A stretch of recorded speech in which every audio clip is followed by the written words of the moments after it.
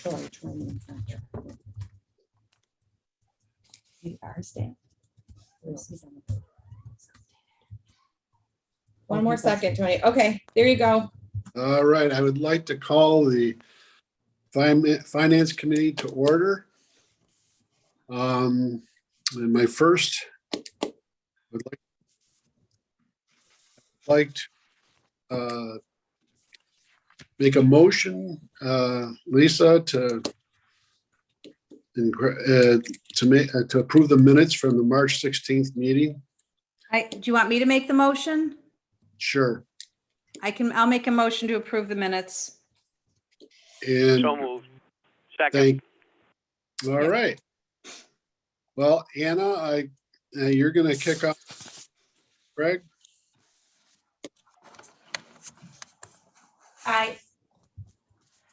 Thank you. Were you gonna go over, We're at just the finance stuff. oh, okay, so you put, this is the agenda for the full board meeting. Sorry, I've got to open up. Oh, Sorry, she I has have the wrong stuff in No, front I of me. thought I had that. Here. So, thank you, sorry. Well, good afternoon, everyone. I'd like to kick it over to Greg in just a second. I'll just point out, the only notable change adjustment for the spending plan proposed for the coming year is a line to specifically fund an internship program through COMIDA. You may be aware that Amy Sepulveda, she was our longtime intern. She was with us for well over, it was over a year. She left to go attend SUNY Geneseo full time. And we benefit a great deal from having the support of an intern on staff. And it also speaks to our mission around workforce development and training. So that's a $15,000 line that we've kind of baked into the budget. We're in a strong financial position, given robust project activity over the last couple of years. And we have a bright future ahead of us. We hope a lot of project activity to come, including the significant Constellation Brands project in October, which you'll all be hearing about at today's check-in call and next week's meeting. So with that, would love for Greg to chime in and speak to the numbers as our Chief Financial Officer. Great. Thanks, everyone. Can you all hear me? Yes. Yes. Okay. Yes. So, as Anna had said, right, our balance sheet is very strong. We had a great year, rebounded from 2020. And we certainly, going into the end of our last quarter and next year with a significant, what I would say backlog of projects. Rough estimate is there's about $3.2 million of projects that have been approved that we have only closed on about $1 million of that. So we do have a significant backlog going into 2022, which is all great. Like I said, I think everyone's really been working hard. There's a lot of projects, a lot of activity going on around. So, so when you look at the budget, right, I'm going to go through this at a very high level, not touch on every single number. Certainly feel free to ask any questions. I'm just going to touch on the high points here and talk through it. First one is really the revenue. We have traditionally just, again, based on historical, we looked at 5 years, 7 years, actually went back and said, okay, if you look at it, it's historically $2 million. I mean, that's, up and down some different years. And that's why you have seen over the past, couple of years, we've always budgeted $2 million. We're going to, my thought is to kick that up a little bit this year, just based on the backlog. It's always hard to predict, right? We certainly didn't predict 2020. And again, but from everything that we have, making some assumptions, we think 2.25 is a good starting revenue budget for the 2022 year. So Greg, can I ask a question? This is Ann. Sure. So to compare 12 months to 12 months, for 21, I guess I'm a little lost. So year to date, which is 8 months worth through August 31, is revenues are 2.677 million. And then so that's 8 months worth. And then we should compare that to 12 months for 2022, because 2021 just shows 2 million. So we're not losing 600,000 between now and the end of the year, right? Well, again, so the 21 number that you're referencing is the actual. Again, That's actual year to date. actual year to date. Oh, I Right? see. Yes, you're right. So the 12/31 is a budget number. Well, But the 12/31/2022, that's 12 months worth, right? yeah, And the actual to date is only 8 months worth. correct. So what do we expect that number to be by the end of the year? Again, it's hard to tell based on the when things close, right? I know Rachel makes calls every single month to these people and saying, okay, hey, you've been approved. What's the status of your project? And it's as good as guess as anyone. I mean, we think it's going to be closer to the $3 million number. I would say just based on the Amazon project alone. But remember, if we said, okay, we think we're going to end up around $3 million for 12 months, right? It's kind of a good guess, if you will. If you normalize it and say, okay, we're not going to have an Amazon project next year, we're trying to be somewhat conservative and take that out and say, okay, if we don't have that project next year, we still think we're going to have good activity. We still think we're going to have a backlog. So that's where we wanted to not project as much income next year that we currently have for this year, because if we kind of take out the Amazon big project, and I think that's where we kind of landed on the 2.25 number. I see. So we're optimistic that we've only closed on $1 million and 3.2 million has been approved, that we'll actually get another 2.2 million between now and the end of the year. No, and that 2.2 million is for 2022. It's projection. No, you said 3.2 million has been approved this year, right? And we've only booked 2.677 million. Yes. So that still leaves 2.1 million outstanding, right? From the 3.2. Correct. And again, so So taking that into account, because those projects all may not close even next year, right? They may not, we kind of have a couple of years of projects. It's just a very hard to predict on when our applicants are going to close on projects. Okay. And so although we have a backlog, we do think most of that's going to close in 2022, right? I mean, you got to make some assumptions. We think most of that's going to close in 2022. I say most of it. Most of it. It's hard to. It is. Yeah, no, I know you don't have a crystal ball. I mean, we got shortchanged when no. Greg doesn't have a crystal ball. That sounds like a pretty good pipeline to me. Yeah. So let's hope that more closes between now and the end of the year, and that doesn't all slip into 2022. I would think. Yeah, and we'll continue to push, the rest of October and November and December are, the push to get applicants to close to the extent it's feasible for them. And then we'll see another rush of closings in January and February, because those line up with the deadlines to file pilot agreements. So the city, you need to file pilot agreements by February 1st. And the county, and the towns, you need to file pilots by March 1st. So we see a big rush between December and March 1. So I would expect to see a significant amount of revenue from now until March 1st of 2022. It'll slip into the first quarter. Which is a nice start to the year to have a strong first quarter. Yeah. No, it's definitely been a banner year. We have nothing to complain about. So, okay, Greg, thank you. Payrolls, again, pretty consistent. The payroll for 2022 does represent an increase in one full-time person that we started in 2021. So that's where you'll see that number go up a little bit based on our budgeted, our initial budget of 21 is going to increase for that one full-time equivalent in 22.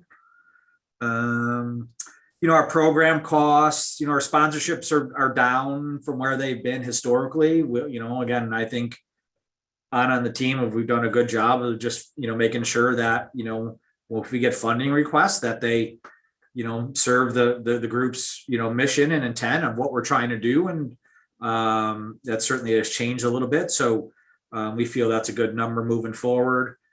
In terms of GRE, that's been committed already. That's budgeted again for 50,000. Empower, again, that's the MCC program, which is $500,000 a year over for the next 3 years. And then the other program, community development, again, that's an estimate that we would like to budget for as we anticipate some future opportunities for us to support. And again, we didn't have a lot of that this year. We thought we budgeted for a lot of that, in the past year. We're nowhere near the 300,000 we thought it would be, or, things that have come down. So we've reduced that. We've reduced that number to 200,000 for any future projects, programs, and initiatives we want to support. Greg? Yeah. Just something from the past. We usually dealt with the Red Wings. Are we doing anything with them? I don't believe so. All right. I don't recall that. Does that sound familiar to you? That was maybe in the days of Red the LDC, Yeah. where we had oversight of the stadium. We don't anymore. Right, that's no longer, I think Mhm. it's dissolved a couple of years COMIDA. back, right, Greg and Rachel? Yeah. All right. Yeah, that was when Grossvic was around, which has been dissolved. Yeah. Well, yeah, that was interesting. Well, Greg, that's a great report. Thank you. He's still working on it, right?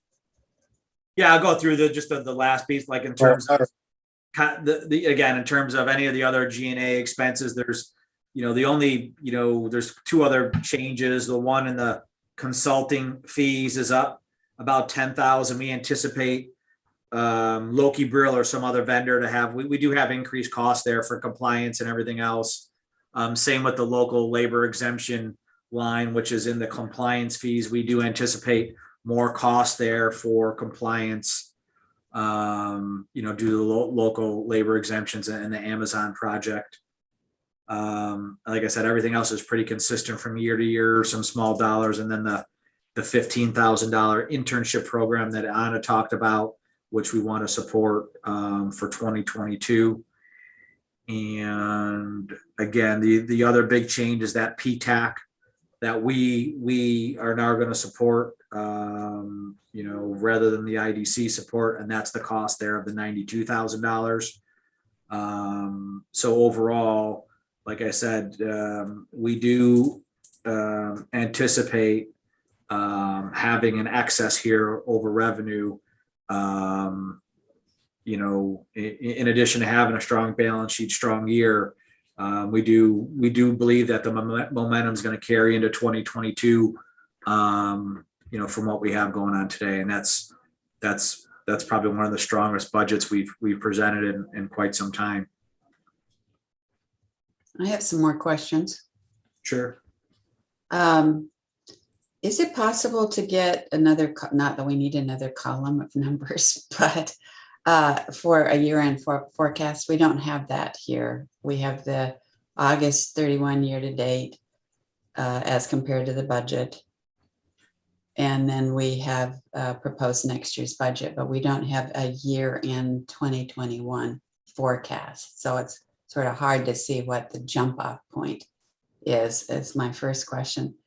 And my second question is, generally we have a variance analysis, going from one year to the next. So when we're looking at next year's budget, we have somewhat of a Word document, if you will, that identifies those areas of the business that have a pretty significant variance, either, going into next year or either negative or positive, with maybe some notes on that. Maybe it's just a paragraph write-up that explains that number. Because I'm thinking if we just send, and that's what we've done, I know in the past, if you just send the board members a spreadsheet and say, here you go, and then you take, 5 minutes to walk through it, it might be better if they had that background coming into the meeting. It's just my 3 cents worth. Yeah, we certainly could do that. We have that in different sections and things, and whether the presentations, we could just combine some of the work papers that we have and present that to the board just in more detail. I think that would be helpful. And also that forecast, where do we expect to land? Yep. Yeah, because that's our year-end jump off. And then we can look at what the projected or the planned budget would be. So it just answers a lot of questions before you go into the discussion. Okay, good point. Thank you. Mhm.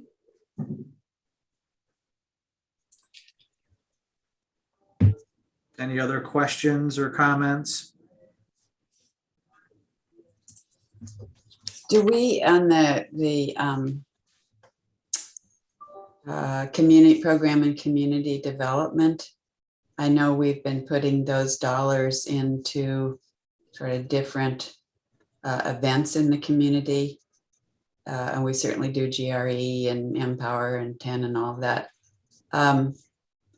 How many requests are we getting that we just say no to when, say, MAG has either a construction project or a program project? I'm just throwing that out as one of many organizations. What do we say to those people, or have they stopped calling? That's a good question, Anne. We haven't had an instance thus far this year or last where an organization has formally come to us with a request and we formally said no. But we were in a unique position given the fact that there's a pandemic and events and programs have been stalled and scaled down. So that's a difficult and challenging conversation that I, as executive director, have to get prepared to engage in when the time comes. Mm-hmm. I'm also. I know we're not supposed to give outright grants anymore. Correct. But if it's Right. of an educational nature or sort of a program nature of the particular institution, that we can do those, I believe, with our money. Although I know we did one for George Eastman that was education based, but MCIDC paid for it. Right. There's greater flexibility with how MCIDC can expend its resources. Right. Mm-hmm. The county has more autonomy over that corporation and its finances vis-a-vis the IDA. And while on the one hand, our mission is written in somewhat sufficiently vague terminology where you could draw a line between, say, a concert and tourism and economic revitalization, but it's pretty broad. Our target audience with these activities is the authority's budget office, the comptroller's office, wanting to be above board, wanting to be transparent. Our team gleaned a great deal of learning from the New York State Economic Development Council annual meeting. A lot of conversations were had at that event about what transpired somewhat recently in Orange County. Just nefarious activities having to do with their IDA, not specific to sponsorship and events, et cetera, but it's a new day. There's a new governor in place in Albany. There's a relatively new county executive in Monroe. We have a fairly green New York State Senate delegation, and a lot of attitudes are kind of malleable about IDAs and their policies. And we just want to be careful and like I said, above board. That doesn't mean that it's nefarious to, for instance, we supported recently Camp Good Days and Special Times, Exactly. partnered with St. John Fisher, Right. and the employed Fringe interns. Festival. Right. Yeah. So. Right. Yeah. Those are cases where we have to just really take a good hard look at the proposal on the table and capture all of the evidence we have to assume that it's something that we're going to get a mark from the ABO, and we have to make sure that we're prepared with our case. I don't envision a future where we're just going to be blanket writing checks, for events. We need to hold these applicants accountable. And in those instances where we just can't find an opportunity, we can't find a way, MCIDC does also present an opportunity for us to support those programs with greater flexibility. That's a different board, though, much more. They're very focused on workforce development. They take a strict lens when they look at program proposals, and it just is what it is. It's a different era. So, Rachel, did I kind of encapsulate what you think would be a accurate response to Anne's inquiry? Okay. Yeah, every year there's greater scrutiny on IDAs for many reasons. And we are very careful especially with the way that we spend our money, and we focus on entering into contracts with third parties to provide services. And, we, as Anna said, we prepare ourselves for the instance that we are audited by a state entity, that we have sufficient backup and rationale and show robust board discussion and analysis around the ways in which the entity elects to reinvest its funds into the county. I think most organizations would understand, that our mission may have changed such as, and Anna said, we've only said no to one organization. I mean, that's good, because I don't want us to be thought of as, hey, we're collecting all this stuff. And I mean, we're partners with GRE and some of the others, but we don't want to have a reputation for not being supportive of our own community. Right. So it's a fine line, delicate line we have to walk. And I think next year is going to be different, because a lot of the stuff we have helped in the past was canceled because of COVID. Right.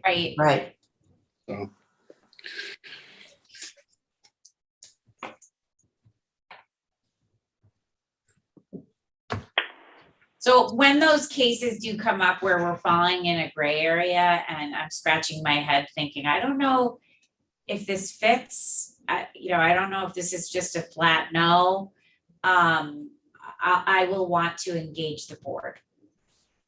Yeah, Great. and I think, as Rachel said, based on guidance that we get from the state for the IDAs,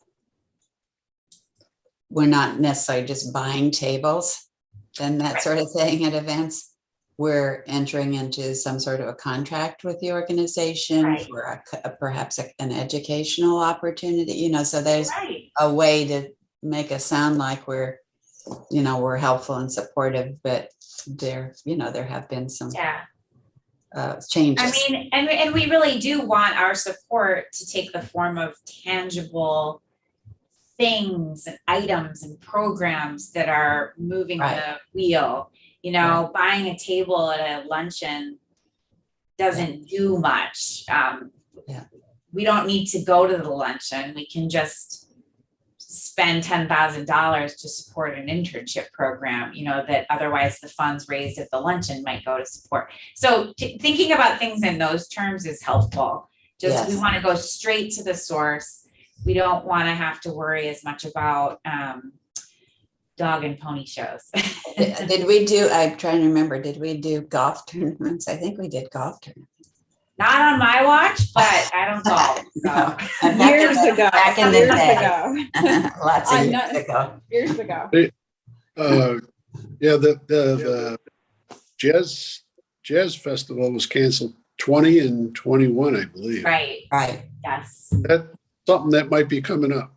Yes, that's the white whale. I think that's on my radar. You know, it's such a broad, far-reaching, comprehensive event.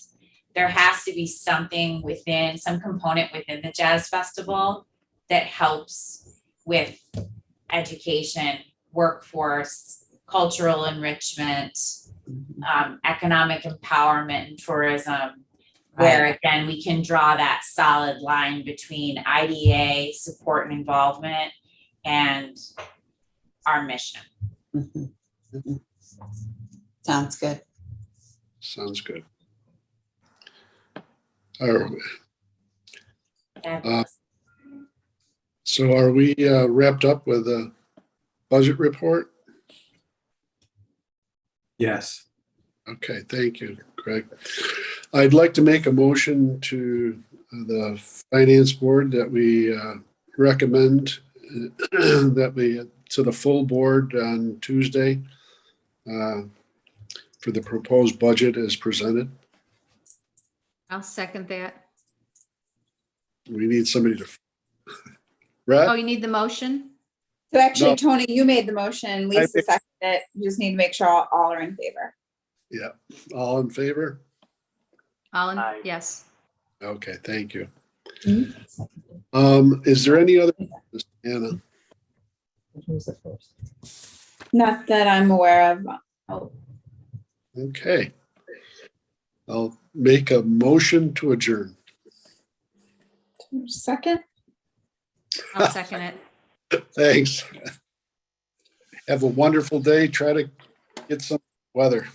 Yeah. Here. Thank you. Bye, everyone. Bye-bye. Thank Thanks, you.